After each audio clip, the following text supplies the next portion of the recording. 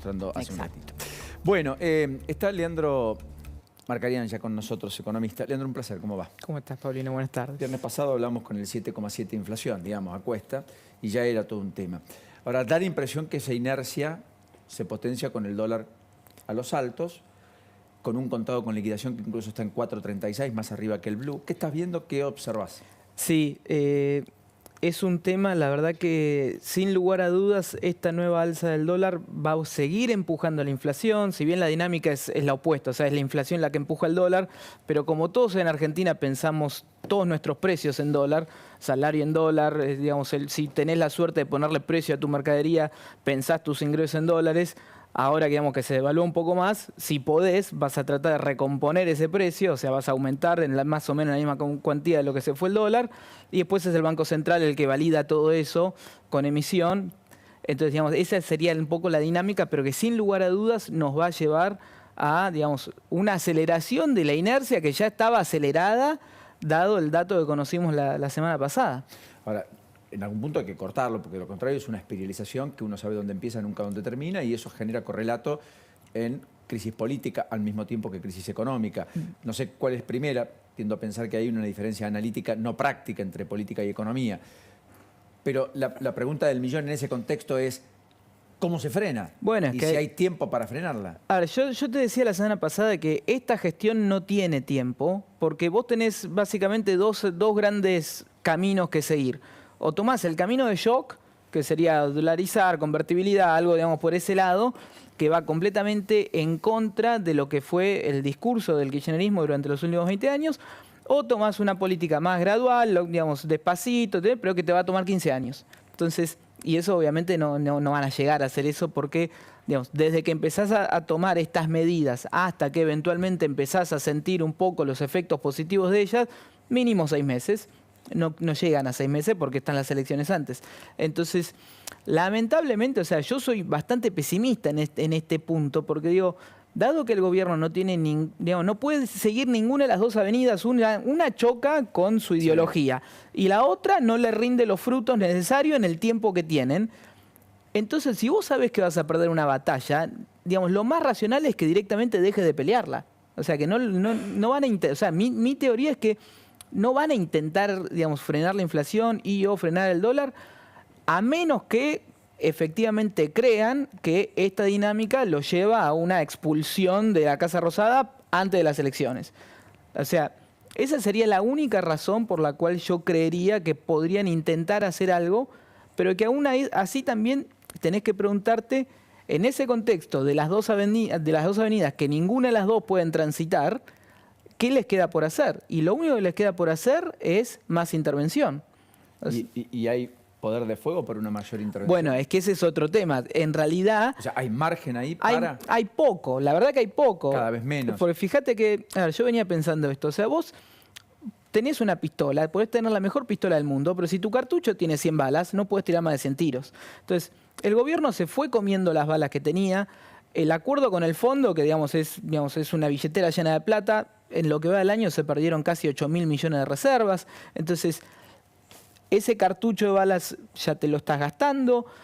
Se hicieron de los bonos del ANSES, que eso también, o sea, eso es finito. O sea, las herramientas que tienen... ¿Vos crees que no alcanza para el puente famoso hasta la próxima elección? Hay que ver. A ver, todo depende también de cómo se dinamiza todo esto, porque con el dólar por ahí, con el dólar a 400, ponele que la cuenta te da. Ahora, si el dólar se te fue a 450, a 500, ya no te da. Entonces, todo depende de cómo se mueve esto hacia adelante. ¿Este dólar en este valor torna competitivo el dólar a 300, lo hace apetecible, o todo el mundo va a empezar a especular que en algún momento el gobierno lo va a poner a 350 y ya no a 300 porque a 300 dejó de ser competitivo y demás? Me hablas del dólar para los exportadores, el dólar soja, y claramente no. O sea... Cada centavo que se mueve en los dólares libres hacia arriba hace que el dólar soja sea más obsoleto. Lamentablemente es así. Sobre todo cuando ellos tienen un producto en el cual se pueden sentar y esperar, o sea, el poroto de soja lo podés aguantar un tiempo. Entonces, y encima, sí, a ver, de vuelta. vuelta. Hacer lo mismo con la pera y la manzana.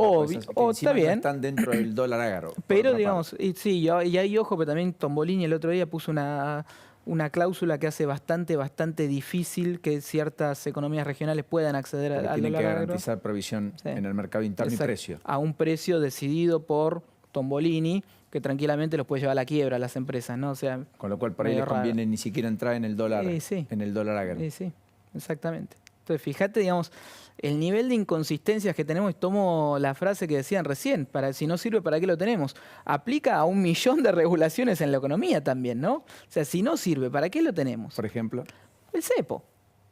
Acabo de decir, perdiste casi 8.000 millones de reservas en lo que va del año. O sea, estamos a 20 de abril. No cerraste ni el primer cuatrimestre y ya estás menos 8.000 abajo con liquidez que te entra digamos, de Washington. Con ¿Crees que recontra Washington- remil cepo, con digamos, todas las restricciones que tenemos. ¿crees en que el fondo pueda poner 10.000 millones de dólares como deslizó Román Legman ayer en Infobae? Yo soy un convencido de que si hay alguien en el mundo que no está interesado en ver una explosión y caída de un gobierno, una explosión política y caída del gobierno, es el Fondo Monetario. Porque el fondo todavía vive con la culpa de lo que pasó en el 2001, y esto te hablo con conocimiento de causa, habiendo estado en las oficinas del fondo con el que era jefe de misión durante la era de Macri, que me lo dijeron en la cara. O sea, en el fondo hay culpa. Entonces, y eso en parte explica... Esa actitud culposa es la que explica la laxitud con la cual se mueven para con la Argentina. Exactamente, explica el crédito que le dieron a Macri, que digamos que Correcto. incumplió todas las normas internas del fondo, y el segundo crédito que se le llama la renegociación que se le dio a Alberto Fernández, más todo esto que estamos O sea, viviendo que ahora. el fondo lleva 5 años de incumplimiento para consigo Exactamente. y luego para con el resto. Por eso hay Por una eso, corriente, digamos, hay una corriente. hay una corriente de pensamiento que te dice que el fondo tampoco debería existir. Porque ¿de qué te sirve un organismo internacional que financia malas políticas? Porque nadie puede decir con una mano en el corazón que Argentina está mejor hoy que hace 5 años. O que Argentina está mejor hoy tras la intervención del fondo que previo a la intervención del fondo. Cuando Guado de Pedro pide rediscutir el acuerdo, Axel Kicillof lo mismo, Cristina Fernández de Kirchner desde una tarima lo lanza hace algún tiempo, cuando ves que se quiebra el frente de todos, básicamente con el acuerdo con el fondo en marzo del año pasado, cuando Máximo Kirchner pega el portazo y deja la presidencia del bloque, todo eso.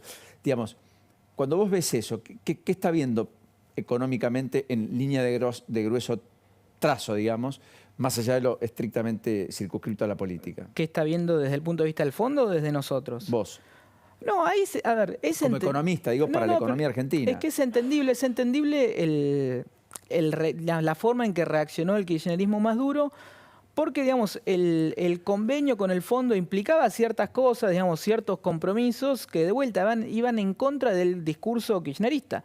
Pero fíjate que fueron lo suficientemente hábil para prácticamente incumplir con todo. Entonces, digamos, las condiciones que se habían pedido en el contrato original, prácticamente no se cumplió nada. Digamos, si querés, la cuota de déficit que te permitían, también, o sea, lo fueron acomodando ahora digamos, con el tema de la sequía. Ahora, no es una excusa, es algo real, es un problema súper grave que tiene la Argentina, pero bueno, el kirchnerismo fue, mejor dicho, la gestión actual con Massa fue lo suficientemente inteligente como para usarlo de herramienta de negociación, para ir doblando ese acuerdo de forma tal de que, te repito, o sea, prácticamente nada de lo que se había comprometido se cumplió. Entonces, Y así todo no alcanza. no alcanza porque, a ver, vos estábamos dando el ejemplo recién de la empresa esta de Avícola, de Avícola. Santana. Ponele que la negligencia del Estado argentino hacía que tenga que matar el capital de ese señor, que es sus gallinas. Le daba de vuelta mal el test, o sea, pero equivocadamente mal, tenía que matar a todas sus gallinas, se funde. Bueno, como ese tipo De hecho, desechó huevos, digamos. bueno, o sea, pero tuvo un ese perjuicio. tipo de inconsistencias, ahí lo tenés a nivel micro, una empresa, una persona, lo podés identificar. Pero ese tipo de inconsistencias las tenemos, o sea, la economía está desbordada de esas inconsistencias. El tema del cepo no es algo menor, o sea, con cepo y todo, perdés reservas por todos lados, tenés que darle precios diferenciales a los exportadores que aún así tampoco te lo aceptan porque las condiciones que les pones para ingresar a ese programa excepcional son tales que los llevas a la quiebra. O sea, esto que te decía de que el Ministerio de Economía a través de Tombolini les impone un precio mayorista que tranquilamente los haga quebrar.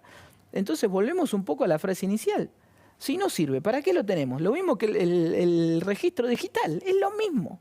Entonces, cuando uno ve todo eso, entiende que esto nos está llevando a la debacle. ¿Crees que estamos en un callejón sin salida, que acá no hay luz al final del camino y que en todo caso hay un evento disruptivo posible, como nos decía Luis Eco en el arranque del programa, que en algún momento se va a dar y que todo el mundo lo está esperando y que por eso todo el mundo paró decisiones? A ver, yo te puedo decir... Una parte importante. Mi interpretación de toda esa frase. La gestión actual está en un callejón sin salida. Argentina no. Ahora, el 10 de diciembre el país se resetea, como pasa cada 4 años. Y ahí veremos qué pasa. Porque, digamos, si se resetea, pero seguimos más o menos en esta misma trayectoria, seguimos en el callejón sin salida. Entonces, y el evento disruptivo lo podés manejar vos y ser vos el disruptivo, o sea, un cambio de gobierno con un cambio de rumbo, un cambio de plan económico, o te lo impone el mercado cuando, digamos, te salta todo por los aires, tipo 2001, y ahí cambiaste la fuerza. O sea, nadie organizó el 2001, nadie pensó que cómo había que salir de la convertibilidad y qué tipo de país íbamos a hacer post-convertibilidad. Se te vino el mundo encima, saltó la convertibilidad, el tipo de cambio se fue 1 a 4, la pobreza se fue al 70 y en eso se rearmó un país.